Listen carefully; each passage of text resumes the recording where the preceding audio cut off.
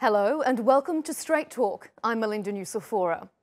Well, it's an uneasy truce that has paused the worst round of violence between Israel and Hamas in more than 4 years. The latest clashes broke out after a botched Israeli raid into Gaza left 1 Israeli commando and 7 Palestinian fighters dead. But after 2 days of trading airstrikes and rocket fire, both sides stepped back, with Hamas accepting an Egyptian-brokered ceasefire. International condemnation of what many are calling Israel's disproportionate response has been swift. Turkey's presidential spokesman Ibrahim Kalin called the strikes brutal and illegal, while Germany's Foreign Office condemned Israel. Internal pressure is also mounting on Israeli Prime Minister Benjamin Netanyahu. His defence minister Avigdor-lieberman has resigned, saying the truce with Hamas equated to surrendering to terror. Residents in Gaza took to the streets to claim the ceasefire as a victory, while Hamas called Lieberman's resignation an admission of defeat. Dubbed the world's largest open-air prison, Gaza has been blockaded by Israel for the past 11 years, severely restricting the movements of the enclave's 2 million plus residents. The repercussions from the escalation in violence and the tentative truce are far-reaching. Joining me to break it all down is Sami Al Arian, who is a public affairs professor at the Istanbul Sabahattin Zaim University and director of the Centre for Islam and Global Affairs, and Asaf Ronel, journalist for the Haaretz newspaper. Gentlemen, thank you for being here on Straight Talk. Sami, I'm going to start with you. There's no doubt that this escalation has come at such a critical time.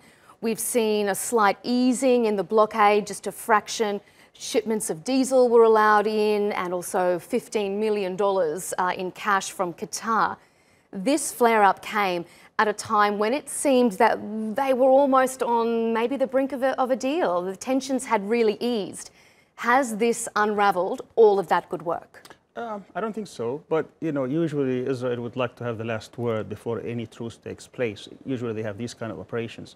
It's not clear whether this was an assassination attempt, a kidnapping attempt, an intelligence operation, but what is clear is that it was a botched operation in which it ended up with violence and escalation, and where Israel was taught a huge lesson because they were not expecting the results at all.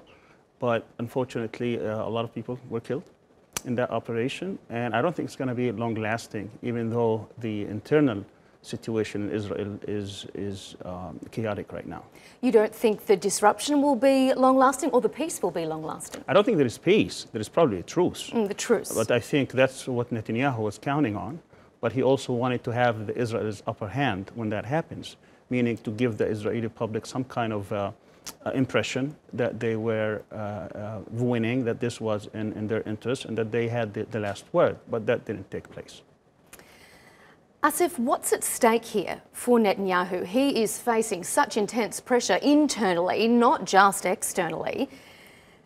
Can he weather this? Will he weather this storm of criticism? Netanyahu is under a lot of pressure from different reasons. The situation in Gaza is only one of his many problems. First of all, there is the criminal investigations against him. The political pressure on him is rising.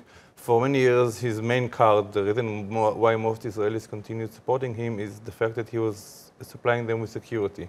That was he's the Mr. Security. Mr. Security, yeah, we always hear that. And now, for the first time, it seems like this is there are fractures in this image. Residents of around Gaza are protesting against him, which is a central area of support for the Likud party, his party. Members of his government are more critical. The defense minister, Avigdor-lieberman, resigned. There is pressure from other parts of the government to change seats. One of his main rivals, Naftali-bennett, who is now Minister of Education, who wants to replace Netanyahu, wants to be the defense minister. The pressure is growing.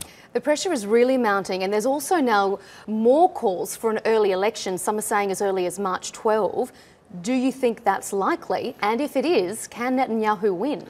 I think that most commentators believe that the elections will be, if they won't be in March, they will be in May. They will be next year for sure. The original date was supposed to be November. It will probably be earlier. I think that, but still Netanyahu has, in most polls, even after the last hits he got on the popularity, he's still leading the polls and will most likely be the next prime minister, even if there are early elections. How does the Palestinian side see this call for early elections? Would they like to see elections early, and would they like to see continuing negotiations with Netanyahu as leader? I don't think Palestinians care much about Israeli elections. It's been going to the right anyways, and doesn't really matter. What matters is that Gaza has been under siege now for 11 years. Palestinians have been under occupation for over 50 years, and there has to be a resolution to this. Obviously, but do they think that they are more likely to get a resolution continuing their negotiations with someone who has been around? There are no negotiations. The right in Israel, this current government and the previous government and the upcoming government are not interested in negotiations. What they're interested in is to keep Palestinians under occupation, under control, under siege, and as long as they do not make any kind of resistance or any call for to get out of that occupation, they're happy with that. Otherwise, they will continue to squeeze Palestinians. So what needs to be done here is to address the grievances that have been taking place now for decades, and not just to simply overlook them. And what we have here is a strategic alliances that are taking place, because they want to shift from the focus on the Palestinian situation into making Iran as the next enemy, and by building this strategic alliance between the United States, Israel, Saudi Arabia, and its satellites, and in place of what would be the central question in the Middle East, which is to resolve the Palestinian situation. When this ceasefire was struck, we saw Palestinians going out onto the streets claiming it as a victory. When we saw Liberman resign, it was claimed as an admission of defeat. Can Hamas call this a victory, and will it embolden Hamas into the future? And it's all relative, you know, what victory means. If you do not achieve your political goals, then that's a victory. And obviously Israel did not achieve its political goals. And clearly there was a tit for tat. You know, Israel didn't have the last word.